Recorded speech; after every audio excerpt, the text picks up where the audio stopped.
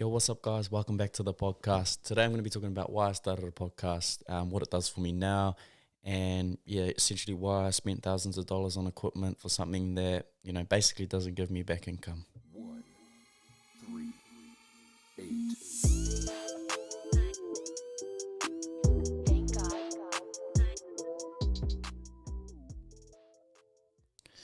So, if you followed us from the start, basically why I started my podcast was I was following a lot of Gary Vee. And Gary Vee talks a lot about content being king. Provide as much valuable content as you can to the consumer on as many different platforms as possible. And the strength of social media now, why would you not get on as many social media platforms as possible and get in front of as many people as possible? So that's initially why I started.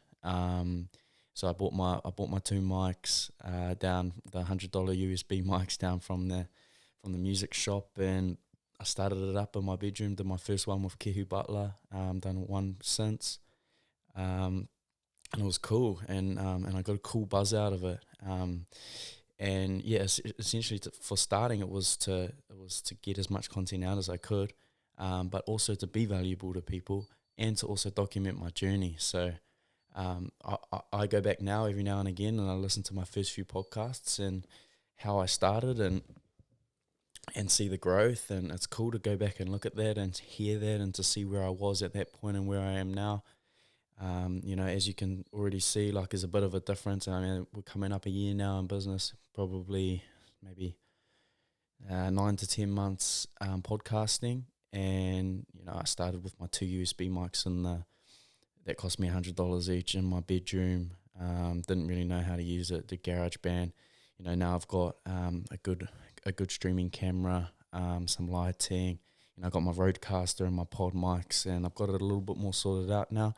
And it's cool to see that. And if I didn't show you the start, you wouldn't see the development, and you would have thought that he just started like this, but I didn't. I didn't start like this. I'm getting to this, and this isn't even good. This is just another step, and one day in 5 years' time, 10 years' time, I'm going to look back at this and go, it's cool to see that I was like that in my garage.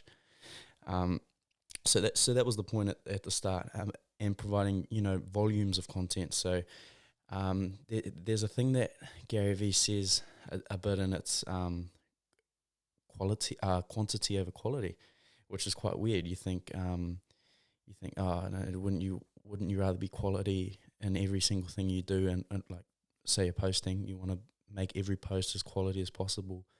It's not about the quantity, but it is about the quantity, and it's getting your stuff in front of as many people as possible without being annoying, and and to be able to provide your value while doing that. So I guess in a sense there it is quality as well. So I try and be valuable to people. I try and, so if I get someone on the show, I'm doing it so you guys can learn something off them, or so I can sit down and have a conversation with someone, and you guys can sit in the room and have a conversation with us. It's almost like you're sitting in the room listening to a conversation that you wouldn't usually be in, and that's why I got into podcasting, because I got to be able to sit there and put my headphones in and listen as if I was sitting in the room with some really smart people, if I was sitting in the room of a very good conversation. And that's why I started it. I loved it, and it's because I'm attached to stories, and just like every human, most people are attached to stories. There's the old person that's not, but majority of humans love storytelling, and we get attached to stories. We love the feeling and emotions that it gives us. That's why we watch movies.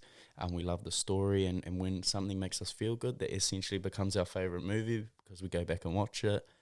We go back and watch it because of how it makes us feel. So that's a big one. And I think if I'm to say like how it's kind of developed to now.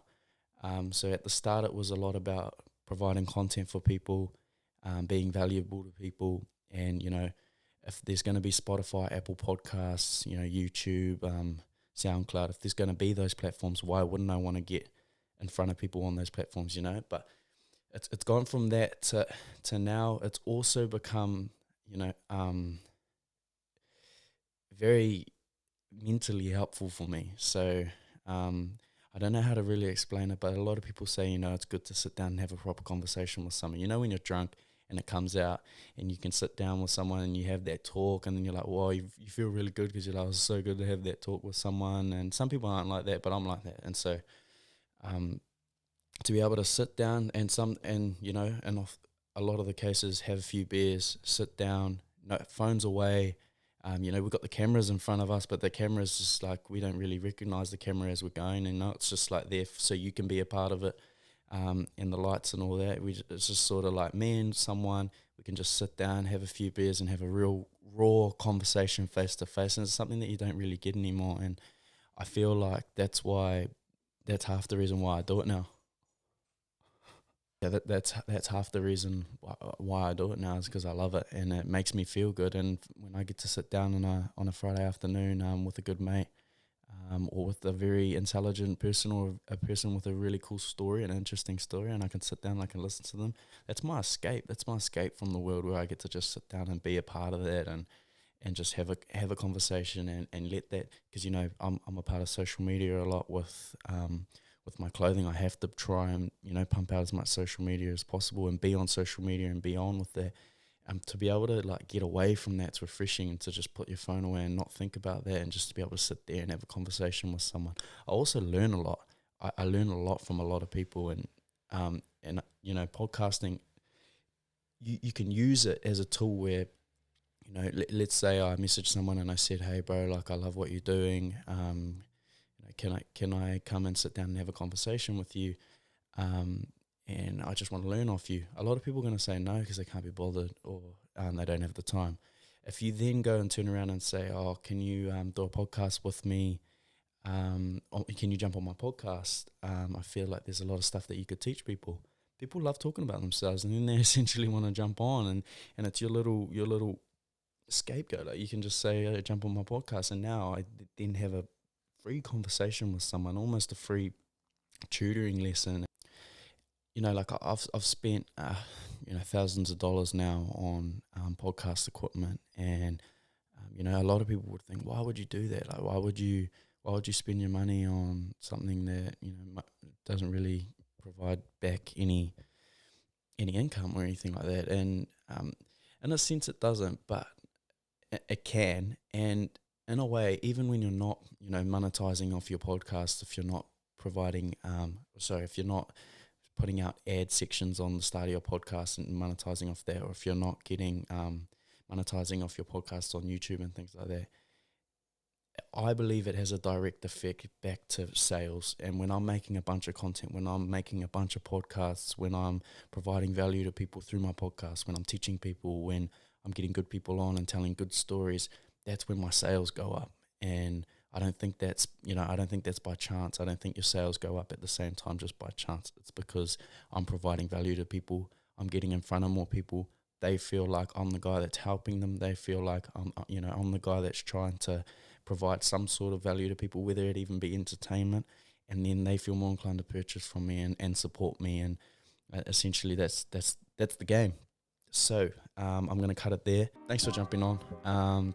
It's been a while, and it's good to be able to sit down in this new little setup. Kind of like it. I'm going to build from this. So quickly, the tracksuits are going to be going on pre-order soon. That's going to be at www.138.co.nz, the black and the white tracksuit. So I'll jump online and I'll grab those while you can. They're going to be landing on the 5th of October. And we're judging from the messages, we think they're going to go pretty quick. There's also Collection 3 still available online. Jump online and grab yourself some of that too. Sweet, that's me. Later.